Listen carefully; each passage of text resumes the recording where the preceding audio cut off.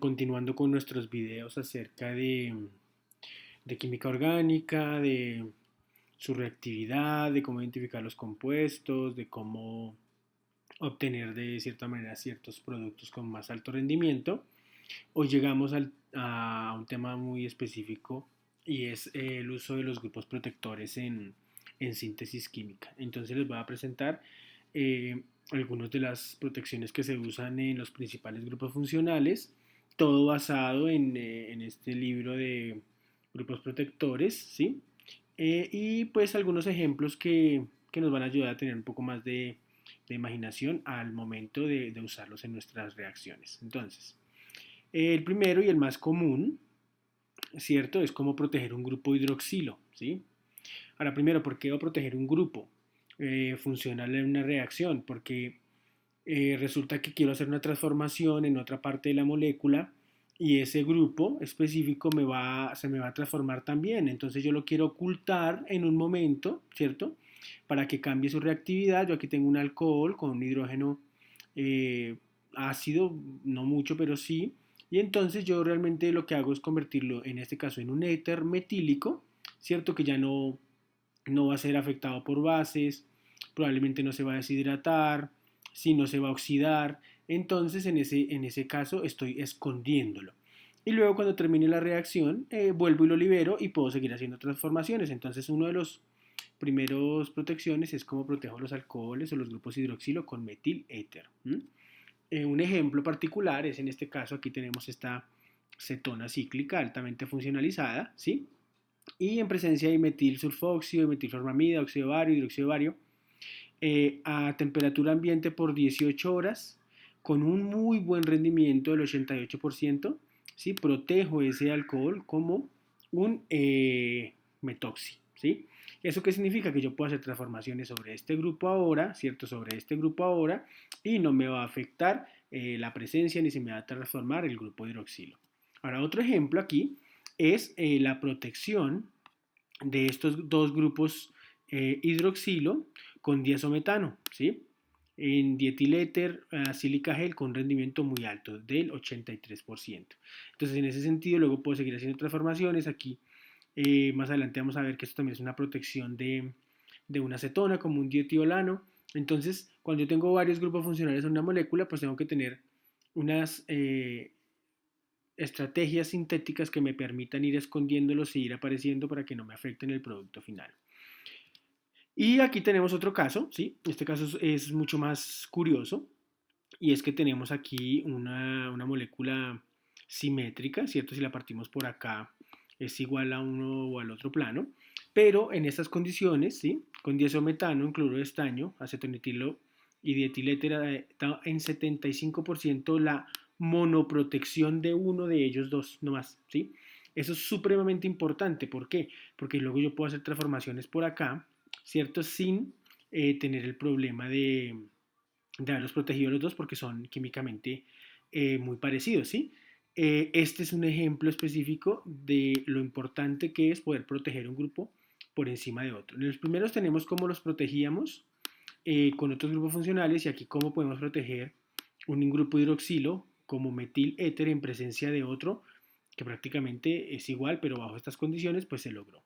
Ahora, ¿qué es lo importante? Yo lo protegí con un muy buen rendimiento químico, pero también debo desprotegerlo con un rendimiento químico alto. ¿Por qué? Porque son dos pasos adicionales que tengo en mi síntesis.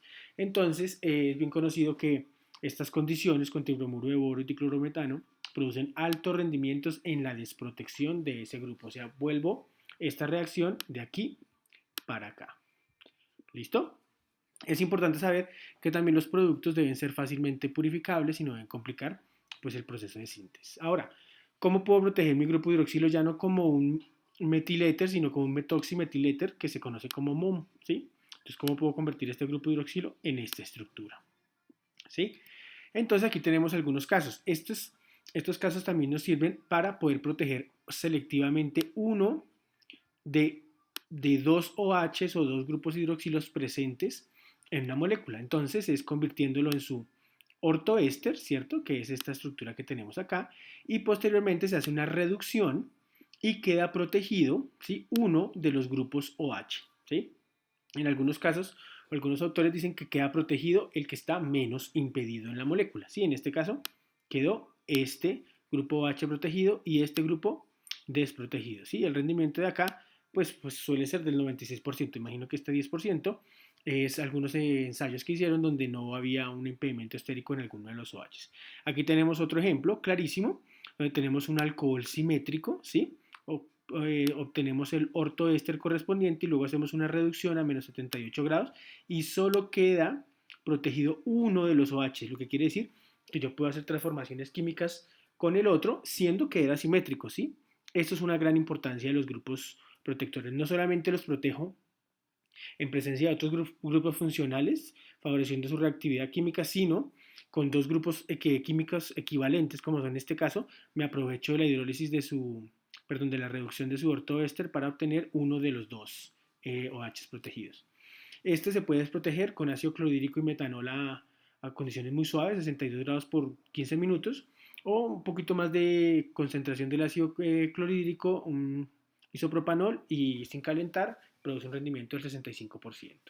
Bien, ahora vamos a mirar cómo se pueden proteger los grupos carbonilos, ¿sí? Que quizás son los más conocidos en sus protecciones. Entonces los grupos carbonilos se pueden proteger como acetales o cetales, ¿sí? Y ese acetal o cetal puede tener un grupo metilo, un grupo isopropilo o un grupo bencilo. ¿A qué me refiero con eso? Que aquí en este caso tenemos grupos metilo, ¿sí? Pero este de aquí, este carbonito de aquí puede ser un isopropilo, puede ser un bencil, dependiendo de lo que yo quiera. De pronto si es una acetona muy impedida, estéricamente pues debo poner metiles. Si no lo es tanto, pues puedo poner isopropiles. ¿Listo? Entonces, un caso particular, ¿sí? Tenemos aquí este, este núcleo carbonado, ¿sí? Donde quiero proteger selectivamente este aldehído por encima de esta acetona, ¿cierto? Este aldehído pues evidentemente está mucho más o mucho menos impedido que esta acetona que está aquí entre los ciclos, y si hago condiciones de metanol, ¿cierto? Ácido clorhídrico seco, 2 minuticos nomás a reflujo por 12, perdón, es un reflujo de 12 minutos, perdón, un reflujo de 2 minutos, lo obtengo protegido, ¿cierto? Regioselectivamente el aldehído. ¿Qué pasa si yo lo dejo más tiempo? Pues seguramente se me va a proteger el grupo carbonilo también, ¿sí? Más adelante vamos a ver que hay otros métodos un poco más selectivos para eso. Y luego para desprotegerlo, pues simplemente ácido sulfúrico, una concentración media, metanol y un reflujo que no tardará mucho, ¿sí? Entonces aquí estoy protegiéndolo como un acetal, ¿sí? Como un dimetil acetal. Acetal es cuando el grupo carbonilo este R es un H y cetal es cuando los dos R son carbonos. Ahora, otro tipo de protección, sí, aquí tenemos este aldehído en presencia de metanol, cloro de amonio, un reflujo de 1.5 horas y obtengo el dimetil acetal, ¿sí? Posterior al calentamiento, esas condiciones creería que hacen hidrolizar esta grupo protección, esta protección que está haciendo acá, y por eso al final obtenemos la cetona libre.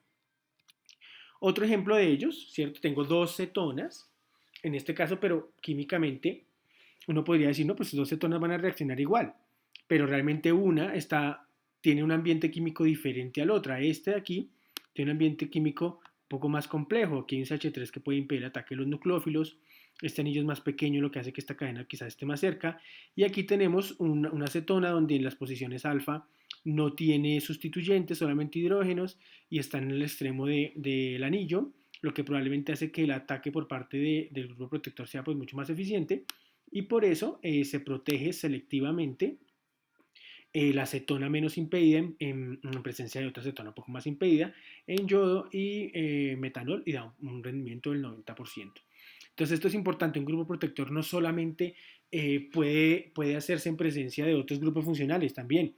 Lo importante es que tengo dos grupos que pueden reaccionar con el mismo reactivo, pero si controlo las condiciones, las hago cinéticas, poca energía, poco tiempo, entonces puedo controlar ese tipo de protecciones. Ahora, ¿cómo desprotejo usualmente esos acetales o esos cetales? Pues con un ácido orgánico como el ácido trifluoroacético, pero realmente cada protocolo de esos tiene unas condiciones específicas de desprotección que es bueno mirarlas en el libro donde nos estamos basando, que es la GRIN de los grupos protectores. Ahora, estos grupos también no se pueden hacer solamente o haciéndolo reaccionar de manera con compuestos no cíclicos, sino puedo formar acetales o acetales cíclicos, que inclusive son mejores para proteger. Esto tiene una escala, ¿sí? Si esta escala vamos de aquí para allá, significa que este de acá es el que se puede poner y retirar con mucha más facilidad, ¿sí? ¿De qué dependerá si utilizo una protección de 3 carbonos o una protección de 2 carbonos? Pues muchas veces depende básicamente de lo que yo pueda tener en mi laboratorio, ¿sí? Todos sirven, ¿sí? Pero hay unos que se forman más rápido y otros que se pueden hidrolizar más rápido, entonces dependerá de lo que yo tenga en mi laboratorio en el momento. Ahora, este es un caso particular, ¿sí? Entonces tenemos este compuesto que tiene dos grupos carbonilo, ¿sí? Uno está pues impedido un poquitico más aquí por esta cercanía de este anillo, este no tanto. Y tenemos aquí con este propanodiol, ¿sí? En presencia de un ácido orgánico, reflujo por 35 minutos, una protección selectiva por uno de los dos grupos carbonilos, ¿sí? Si se dan cuenta, pues es el grupo carbonilo, específicamente cetona, en este caso sería un cetal, ¿sí? Cíclico, que se formó preferiblemente sobre este que tenía de pronto un poco más de impedimento estérico.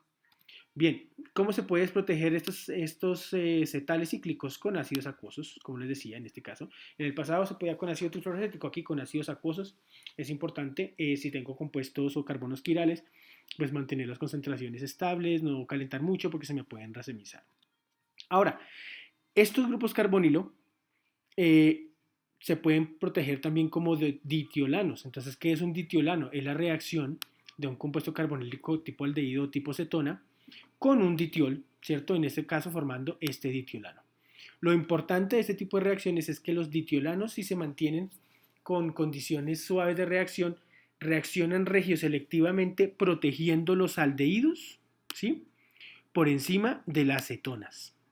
Este personalmente fue una reacción que hice en algún momento porque necesitaba proteger selectivamente este aldehído, ¿sí? En triflato de escandio, ¿sí? Que es, en este caso protege selectivamente el aldehído, pero el inconveniente de este tipo de grupos protectores es que son difíciles de sacar, ¿sí? Normalmente se sacan con hidrólisis ácida, se sacan con hidrólisis básica, una mina orgánica los puede sacar, un ácido orgánico los puede sacar, pero en este caso se tienen que hacer hidrogenaciones catalíticas, como en este caso se hizo con níquel rané, y convierto ese aldehído en grupo etilo. O se hacen reducciones, ¿sí? Pero son importantes estrategias que uno puede llegar a usar para proteger grupos. No solamente se pueden proteger como acetales o cetales, también como ditiolanos, y es importante saberlo. Lo maluco en esta reacción, pues que esto tiene un olor bien fuerte y un poco desagradable. ¿Por qué se tenía que hacer aquí en esto? Porque esta era una reacción con inducción quiral, ¿cierto? Entonces había que evitar el uso de bases, el uso de ácidos, el uso de calentamiento, entonces esta era una estrategia que era atractiva en su momento. Ahora, ¿cómo protejo los grupos carboxilo en una reacción? Entonces es común, ¿sí? Escuchar pues que un grupo ácido, ¿cierto? Se protege como éster. ¿Sí? Entonces estos ésteres pueden ser de metilo, de bencilo, de terbutilo, ¿sí? ¿Por qué? Pues porque sabemos que la reactividad, este hidrógeno, ¿cierto? No va a ser inocente en una reacción, siempre se va a intentar intercambiar, va a formar bases, va a formar puentes de hidrógeno, va a actuar como catalizador, entonces yo necesito disminuir su reactividad poniéndole un grupo RI éster. Entonces un ejemplo clarísimo que les pongo aquí es una protección selectiva sobre ácidos que tengan en su posición alfa un grupo hidroxilo. Si yo tengo un ácido que en su posición grupo alfa tiene un hidroxilo, lo puedo proteger selectivamente por el que no tiene un grupo hidroxilo. ¿Sí? Seguramente por la estabilidad que le da el oxígeno en alfa, pueden formar un estado de intermedio cíclico que favorece la esterificación en este y no en este. ¿Sí? Esto es importantísimo, porque alguien puede pensar, no, pero pues si yo tengo dos ácidos y le pongo metanol y un medio ácido, pues él me va a esterificar los dos, ¿no? Si tengo un OH en la posición alfa, me esterifica regioselectivamente uno de los dos. Ahora, ¿cómo puedes proteger estos ésteres? Con hidróxido en medio acuoso, ¿sí? En algunos casos toca calentar, pero realmente se desprotegen muy bien. Ahora, también es curioso cómo puedo proteger un grupo carboxilo haciendo una transesterificación, ¿sí? Recuerden que los grupos carboxilo son los ácidos, los amidas, los ésteres, los aluros, los anhídridos, ¿cierto? Entonces yo tengo un éster, ¿cierto? Pero le quiero cambiar este R1 por un R2. ¿Pero por qué? Pues porque resulta que la velocidad de desprotección o de hidrólisis de un éster depende de ese R1, ¿sí? Si tengo un grupo terbutilo, se hidrolizará diferente a un grupo bencilo y este a su vez a un grupo metilo. Entonces, si yo quiero proteger un éster, pues lo convierto en su derivado menos reactivo o en el derivado más difícil de hidrolizar y luego lo intercambio. Entonces, este es el caso particular, ¿cierto? Que tenemos aquí un grupo protegido como un acetal, ¿sí? Y tenemos un éster etílico, ¿sí? El éster etílico suele ser fácilmente hidrolizable porque su grupo saliente es un etanol y entonces se libera con mucha facilidad.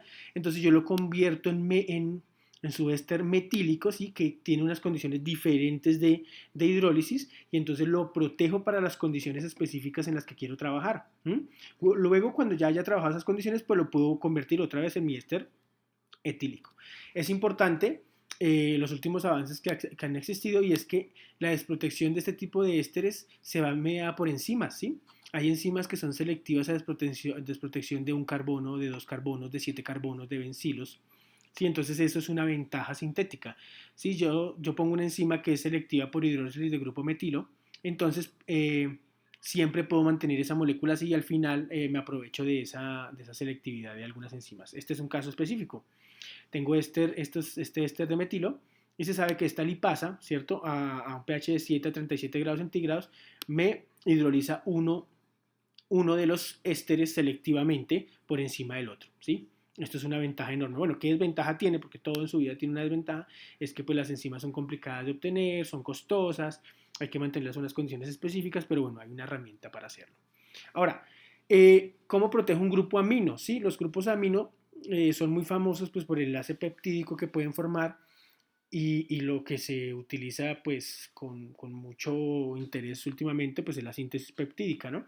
Entonces o lo que prefieren los investigadores es convertir su grupo amino en un carbamato, ¿sí?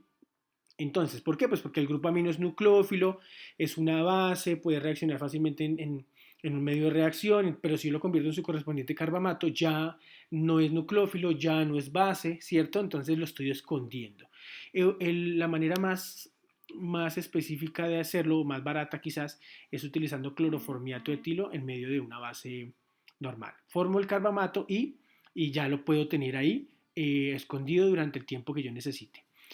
Hay dos reactivos muy famosos y uno es el carbamato de fluorenil metilo, ¿cierto? Que es el FMOC, que se utiliza también pues, para proteger grupos amino, específicamente grupos amino de los aminoácidos. ¿Por qué? Porque cuando yo quiero hacer una reacción con un aminoácido, hacer un enlace peptídico, ese amino se me tiende a racemizar y yo necesito mantener la estereoquímica de esa molécula. Entonces yo lo suelo proteger con FMOC. O también lo puedo proteger con BOC, ¿sí? Que es mucho más conocido. En los tres casos estoy obteniendo carbamatos. Lo único que estoy cambiando es el R del carbamato, ¿sí? Aquí en el BOC esto es un terbutilo, aquí en el de cloroformiato pues es un etilo y aquí pues tenemos toda esta cadena gigante del fluorenil metilo, ¿sí? Entonces, ¿pero qué es importante eso? Pues cómo los puedo llegar a desproteger, ¿cierto? Resulta que él se desprotege con TFA, ¿cierto? Él se desprotege en medio básico y él es un reactivo que no es tan selectivo en esta desprotección, pero si yo no tengo que competir con muchas cosas, pues lo puedo hacer. Entonces lo importante de eso es que yo puedo tener una secuencia peptídica en un lugar protegido con FMOC y en otro lugar protegido con BOC. Y si quiero deshacerme de uno o de otro, pues mantengo las condiciones. El BOC es estable a condiciones básicas, ¿cierto? Mientras que en condiciones ácidas como TFA se hidroliza, mientras que el MOC al revés es estable en condiciones ácidas y en piperidina se hidroliza, ¿sí? Entonces, ¿qué básicamente son los grupos protectores? Agentes que nos ayudan a ocultar por el tiempo que nosotros querramos la reactividad de cierto grupo funcional, ¿sí? Y liberarlo en el momento que nosotros queramos seguir utilizando en un proceso sintético. Espero les haya gustado. Gracias.